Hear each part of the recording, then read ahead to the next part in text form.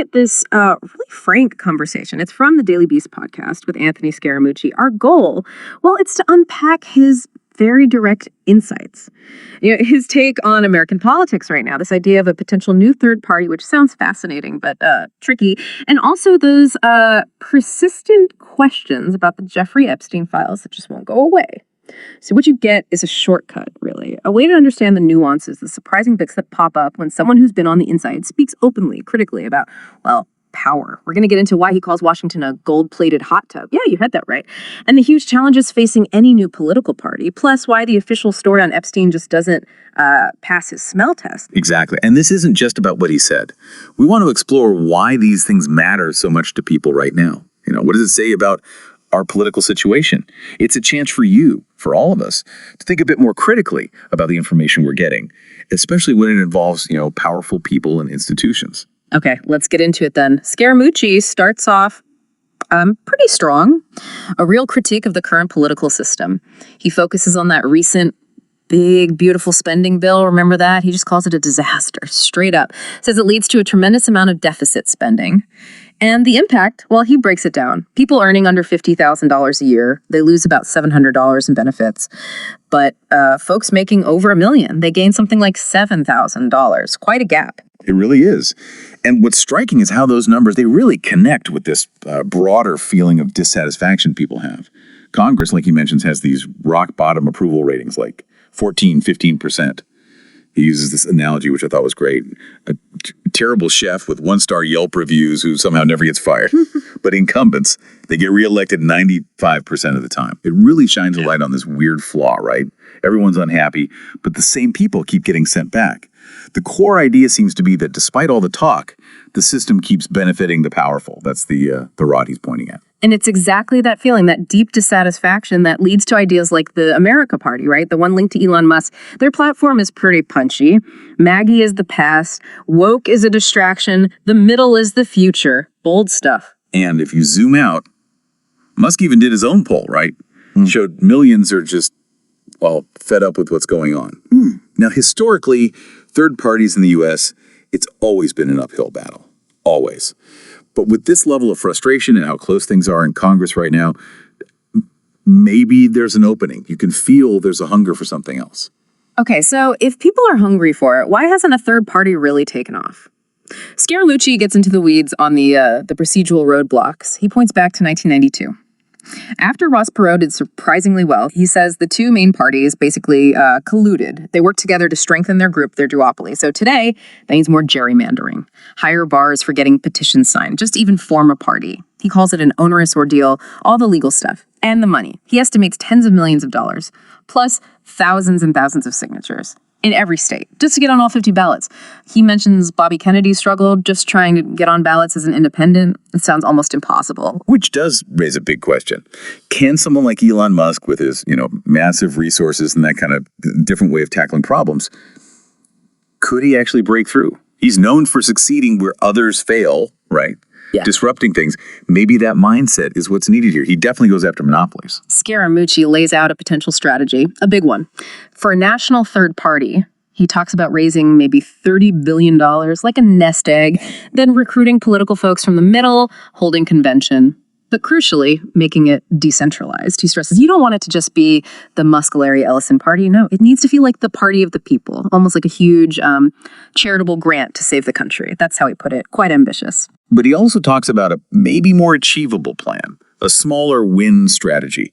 I found this really interesting. The idea is to target maybe 10, 20 states, the purplish ones, try to elect centrist representatives there. That way, he argues, this new bloc could actually block the, quote, excesses and stupidity of the two main parties, force them to actually negotiate. Because right now, he says they just show up with lobbyists, get what they want, throw it in food processor, and out comes, trillions of deficit spending. Yeah, his picture of current U.S. politics is stark. He says there's basically no plan for the country. Politicians, because of gerrymandering, they effectively select their own voters, not the other way around. It's a pretty damning view, isn't it? He thinks decisions are all about self-interest, lobbyist influence, not the national good. And that connects to this huge group of people who just don't vote, the non-voters. Scaramucci thinks there are over 100 million of them, consistently sitting out elections. Imagine if a third party could actually engage them. Bring those voters into the swimming pool, as he says. That could genuinely shake things up. Right. So let's say, hypothetically, a third party did start getting traction. What would that actually do to the Democrats and Republicans? Well, Scaramucci believes it would force them to deal with their extremes. To liquidate the extremists is his phrase. He specifically mentions the MAGA wing on one side and the woke wing on the other. The idea is that competition from the center would basically push them back towards the middle ground. It's an interesting theory. Competition forcing moderation. He gives some examples of what he calls the woke wing going too far, like running themselves off the hard left cliff. He mentions the incoming socialist leader for NYC mayor, points to problems in San Francisco, Chicago. In Chicago, he even cites the mayor's approval rating being lower than the North Korean dictator, calls it a disaster. And contrasts that with AOC apparently dropping pronoun usage from her social media because constituents told her they hate the woke shit.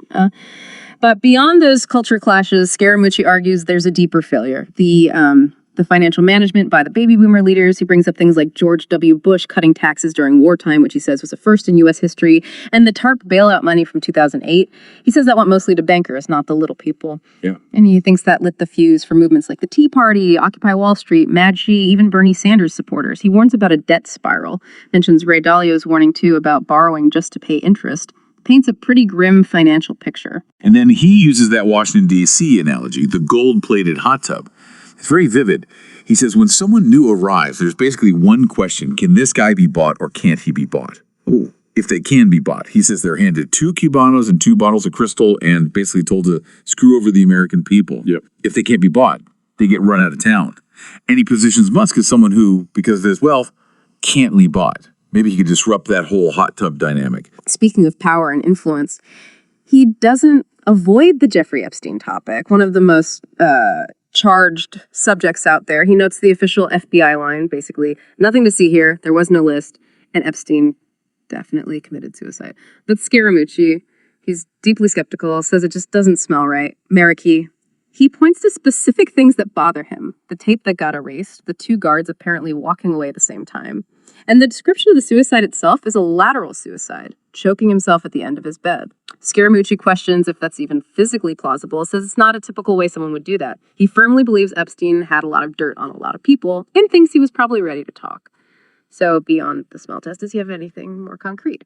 Well, he makes an important distinction. He says, okay, maybe there wasn't an official client list, like a formal document, but he strongly suspects there was a social list or a friend list, and that those people might have been compromised by a lot of tapes showing nefarious activities.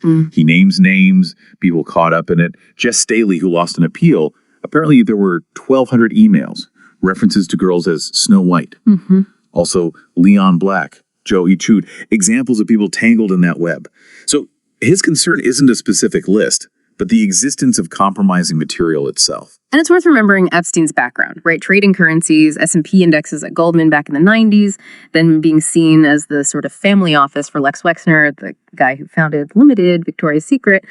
It wasn't really until his second arrest around 2010 that this much wider web of people started coming out. It just kept getting bigger. Right. And Scaramucci also finds the timing of that FBI statement suspicious. Released on a Sunday over the 4th of July weekend. He thinks they're doing that for a reason, burying it. That adds to his smell test. And inevitably, the conversation touches on Donald Trump's connection. Scaramucci is careful here, says, I don't know, he's not privy enough, doesn't make a definitive claim. But he does bring up Elon Musk's initial tweet implicating Trump, the one Musk later deleted after apparently getting a call from J.D. Vance, and then Musk's later taunts calling Trump the Joker. Scaramucci also mentions the writer Michael Wolff, who claimed Epstein showed him pictures of Trump with young women. And then there was Trump's own comment about Ghislaine Maxwell after her arrest, called her a lovely girl, said I wish her well, which many found strange. It's definitely a tangled mess.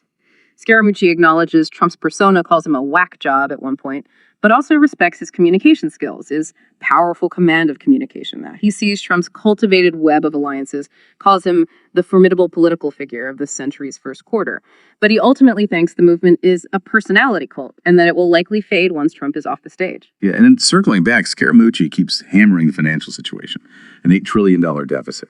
And his core charge is that the current political class, they're not going to fix it.